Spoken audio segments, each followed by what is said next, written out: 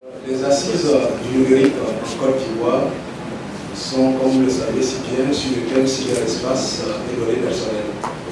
Alors, nous sommes proposés de vous faire connaissance avec le contenu de la loi relative à la protection des données à caractère personnel en Côte d'Ivoire.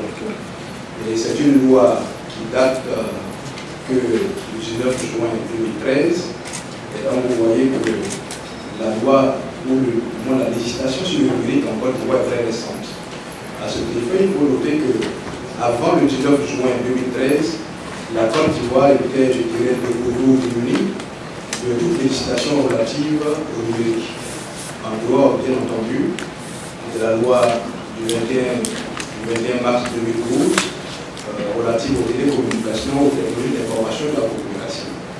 Et donc, à partir du juin 2012, nous avons eu le second paquet télécom constitué à la fois de la loi relative aux transactions électroniques, la loi sur la lutte contre la cybercriminalité et celle qui nous concerne aujourd'hui, beaucoup plus, la loi du 9 juin relative à la protection des données à caractère personnel. Alors, je vous propose, pour faire connaissance avec cette loi, de faire un découpage sémantique et non structurel. Ça ne va pas prendre la loi jusqu'à la fin de façon chronologique, mais lorsqu'on lit cette loi ou à travers cette loi, on peut trouver un découpage sémantique en trois parties. Donc, la première partie que je vous propose, c'est la notion et les principes de la protection des données à caractère personnel qui ressortent de la loi sur la donnée à caractère personnel.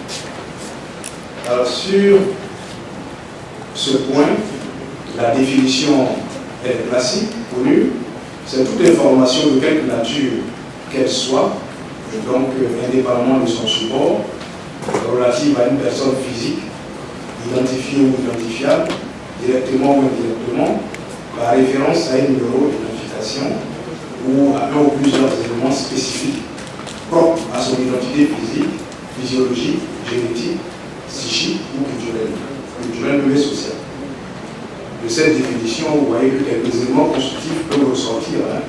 L'information de toute nature, l'information doit être relative à une personne physique, ce qui veut dire que les données à caractère personnel ne concernent pas les personnes morales, ce sont plutôt des personnes physiques, on peut bien le noter, et référence à un numéro ou un élément d'identification. Et puis le caractère de l'identité, elle va être physique, psychologique, génétique, psychique, culturelle, sociale ou économique. La loi sur la protection des données à caractère personnel délimite également le champ de son application. Et, deux éléments principaux. Cette loi couvre la collecte, le traitement, la transmission, le stockage et l'utilisation des données à caractère personnel. Donc, par une personne physique, que ce soit l'État, ou ses démembrements, que ce soit les collectivités territoriales, une personne morale de droit public et de droit privé. Vous avez également un point. La loi concerne tout traitement automatisé ou non de données contenues ou appelées à figurer dans un fichier mis en œuvre sur le territoire national. Vous avez aussi dans cette loi les principes directeurs de la protection des données à caractère personnel. Deux principes essentiels et importants. Le consentement préalable de la personne concernée est requis avant toute mise en œuvre du traitement des données à caractère personnel la concernant. Vous avez également que, second élément, principe directeur, que les données doivent être collectées, et c'est important, pour des finalités déterminées, explicites et légitimes. Et elles ne peuvent être traitées ultérieurement, naturellement, de façon incompatible avec leur finalité, puisque la finalité doit être prédéterminée. Ce sont deux principes essentiels qui gouvernent notamment cette loi relative à la protection des données à caractère personnel. Donc ensuite, on voit après la notion et les principes directeurs que nous devons voir. On peut noter un des seconds axes majeurs de cette loi, c'est l'organe de protection des données à caractère personnel. On verra tout à l'heure une notation un peu plutôt ivoirienne. On pourra en discuter lors des débats. Mais au niveau de l'organe de protection, deux éléments importants. On peut déterminer d'abord la nature de l'organe et ensuite les missions de cet organe. Au niveau de la nature, je vous dis que l'organe c'est une autorité administrative indépendante, donc dotée de personnalité juridique ou de l'autorité financière.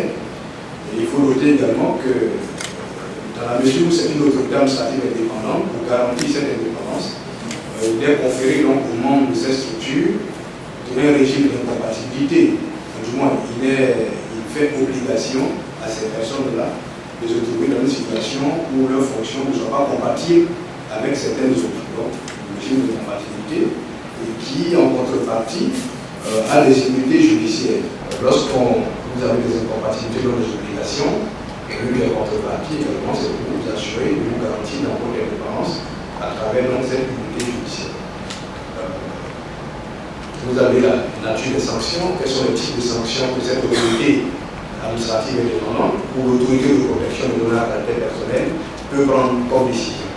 L'autorité peut prendre des décisions naturellement administratives et pécuniaires, les sanctions du droit administratif et pécuniaire, d'autant plus que les sanctions pénales ou civiles ressortent de la compétence du juge. C'est une autorité administrative indépendante qui ne peut prendre que des sanctions administratives et pécuniaires. Et ces sanctions sont susceptibles de droit de recours. Et en Côte d'Ivoire, c'est pas la dualité juridictionnelle n'est pas encore jusqu'au bout, même si la Constitution le prévoit. Nous n'avons pas encore un Conseil d'État alors que la Constitution le prévoit. Donc, dans ce modisme juridictionnel, vous avez uniquement des recours auprès de la Cour suprême. Et ces décisions également sont exécutoires de l'obstant pour le recours formé contre ces décisions. Voilà en fait quelques idées, quelques éléments clés de la loi relative à la protection des données à caractère personnel. Et en plus de la nature de cet organe, vous avez également des missions très importantes de l'organe de protection des données à caractère personnel. Mais pourquoi, on verra tout à l'heure, ces différentes missions? Mais il y a un objectif en fait qu'il faut retenir pour comprendre le contenu des missions qui ont été conférées à l'organe de protection. Ici, l'idée, c'est d'assurer ou de permettre à cet organe d'assurer l'usage des techniques d'information et de la communication, de s'assurer du moins que l'usage des technologies d'information et de la communication ne porte pas atteinte ou ne comporte pas de menace de la liberté, de la vie privée des utilisateurs sur l'ensemble du territoire national. Parmi ces missions, on peut citer quelques-unes, puisque vous semblez être exhaustif, quelques-unes simplement méritent d'être rappelées. Mais déjà, ce qu'il faut retenir, c'est que cet organe a tout de même des pouvoirs de conseil, d'avis, de façon générale, avant dans le détail, de contribution également,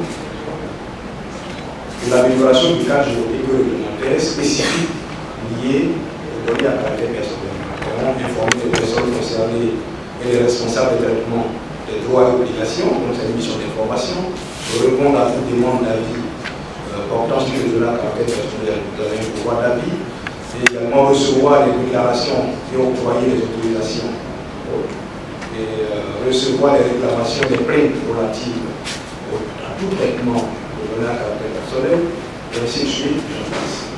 Donc, l'organe de régulation, notre organe de protection des données à caractère personnel a des missions assez importantes qui, pour l'instant, en Côte d'Ivoire, puisque vous l'avez rappelé, le ministre aussi l'a rappelé, la loi est nouvelle, et cette loi, il faut le retenir, c'est que c'est à un fondement juridique communautaire. C'est l'acte additionnel de la CEDEAO relatif à la protection des données à caractère personnel qui a été adopté en janvier 2010. Donc, d'abord, c'est récent en ce qui concerne le fondement juridique communautaire. Et cet acte additionnel de la CEDEAO qui a une nature juridique identique au traité de la CEDEAO, donc le valeur juridique du traité, donc a été transposé en Côte d'Ivoire. Je dirais malencontreusement, puisqu'un acte additionnel, théoriquement ayant valeur juridique du traité de la CEDEAO, doit être d'application directe dans l'ordre juridique communautaire de la CEDEAO. Mais ici, il avait été proposé de transposer cet acte additionnel, ce qui a été fait par les 15 États membres de la CEDEAO, et la Côte d'Ivoire l'a fait à travers la loi du 19 juin 2013 relative à la protection des données à caractère personnel. Le dernier point, notamment, qui convient de relever, de retenir dans cette loi ivoirienne relative à la protection des données à caractère personnel, c'est surtout le régime juridique du traitement des données personnelles. Donc, après la définition notamment de ces données personnelles et les principes directeurs qui gouvernent tout traitement, le traitement de ces données personnelles. Et donc la loi a donné le cadre organique, l'organe qui doit protéger ces données personnelles. Et bien avant de passer à ce troisième axe, il importe de retenir que l'une des spécificités en Côte d'Ivoire, c'est que les missions de protection de données à caractère personnel ont été conférées à l'autorité de régulation des télécommunications, l'ARTCI. Donc il n'y a pas eu création d'un autre organe. Nous ne sommes pas dans une dualité organique ici, mais un seul organe, l'autorité de régulation des télécommunications, et la loi, d'abord l'autorité de régulation des télécommunications qui a été créée dans l'ordonnance du 21 mars 2012, n'avait pas cette attribution. La loi une année après, donc le 19 juin 2013, la loi relative à la protection de données à caractère personnel a précisé en son article 46 que les missions de l'autorité de protection sont conférées à l'autorité en charge de la régulation des télécommunications et des TIC, sans mentionner l'ARTCI, puisque dans l'esprit du législateur, cela est bien clair, ces attributions peuvent demain être confiées à une autorité en charge selon l'évolution de la situation et selon l'expérience qui sera de la Côte d'Ivoire. Puisque vous constatez que dans le cadre communautaire de la CEDEAO dans lequel nous sommes, dans la pratique et par l'expérience, tous les États membres de la CEDEAO, pour l'instant, ont deux organes, qui ont transposé les mêmes textes que nous, mais en deux organes. Donc, il convient tout de même de rappeler qu'il n'y a pas d'anomalie. Pour la simple raison où le cadre communautaire de la CEDEAO prescrit simplement aux États que l'organe ou l'autorité de protection des données à caractère personnel soit un organe de nature qui revêt la nature d'une autorité administrative indépendante et ayant un régime, tel que je vais vous l'appeler, d'incompatibilité, une compatibilité qui pèse sur les membres, et donc l'autorité ou l'indépendance du moins est garantie à travers les immunités judiciaires qui leur sont conférées.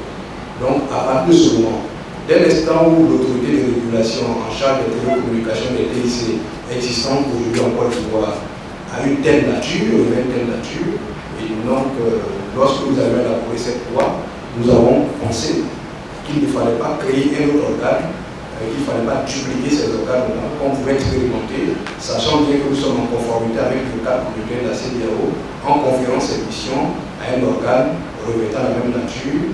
Et d'ailleurs, comme vous le savez si bien, nous sommes passés à une évolution de l'ex-ATCI qui était un sous-État à l'ARTCI aujourd'hui qui, à travers le cadre communautaire de la CEDEAO, a demandé aux États membres de faire en sorte que les autorités de régulation des télécommunications disposent d'un organe quasi juridictionnel, notamment les conseils de régulation. En France, c'est le collège de régulation. Donc vous avez de plus en plus les conseils de régulation à travers les autorités. À travers cet organe, nous avions donc tous les éléments nécessaires pour que l'indépendance de l'autorité soit préservée. À partir de ce moment, il n'y avait plus de raison, en tout cas dans l'esprit de tous nous qui avions fait proposer notamment ces textes et du législateur ivoirien, il n'y a pas de nécessité de créer notre organe. Mais cette expérimentation, on verra la pratique. Certains États ont expérimenté la dualité et qui aujourd'hui réfléchissent pour voir si pour ne pas dupliquer les organes et pour également rationaliser les dépenses des États, il ne faut pas avoir un autre organe. Donc, comme je vous l'ai dit, c'est la pratique du temps qui nous dira si éventuellement il faut revenir à la dualité organique ou bien s'il faut rester dans ce cadre.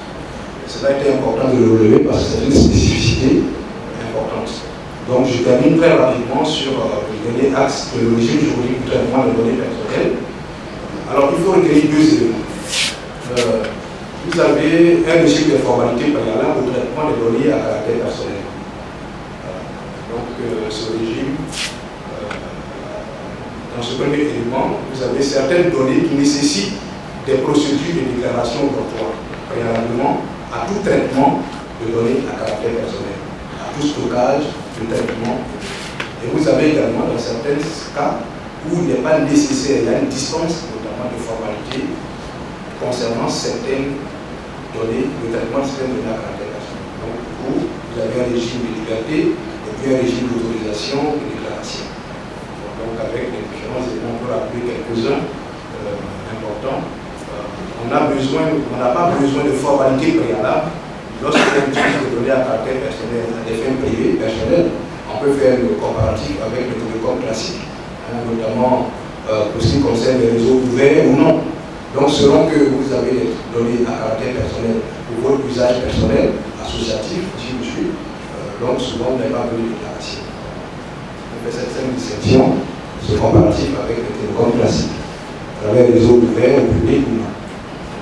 Donc, vous avez le second régime d'autorisation préalable, qu'on ne peut pas traiter, stocker des données sans autorisation préalable. À partir de ce moment, c'est l'autorité en charge de la protection de la caractère personnelle qui va délivrer cette autorisation. Donc, la loi prévoit notamment l'ensemble des dispositions ou des traitements qui sont nécessaires pour avoir l'autorisation de données à caractère personnel. Une autorisation requise du moins le traitement de données à caractère personnel. Alors on termine très rapidement ici, c'est les obligations en plus de conférer donc ce régime de traitement préalable, du moins d'autorisation préalable. Vous avez un régime de droits et obligations qui se résume simplement en deux points, c'est les droits de la personne objet de traitement et puis les droits également pour les obligations des personnes qui traitent les données à caractère personnel. En ce qui concerne les droits de la personne humaine, les droits de la personne objet de traitement, ici en Côte d'Ivoire, à travers cette loi, il y a des droits importants qui ont été consacrés dans ce texte. C'est surtout le droit à l'information et d'accès aux fichiers qui est important. Dans certains États, ce n'est pas la loi, ce n'est pas la législation. Ici, c'est le cas, notamment le droit à l'unité qui est consacré, qui est un droit nouveau et qui est légal. Il y a eu quelques minutes le contenu de la loi relative à la protection de données à caractère personnel qu'il importe de relever, de sorte à ce que tous les partenaires qui vont arriver, l'idée étant, ou l'objectif étant, de concourir en tout cas à faire des recommandations éventuelles pour tout, notamment sur l'évolution de la législation en Côte d'Ivoire en matière de données à caractère personnel, mais aussi dans l'espace. Donc il était important de relever ces quelques points et le risque de débat et des échanges tout à l'heure. Je vous remercie.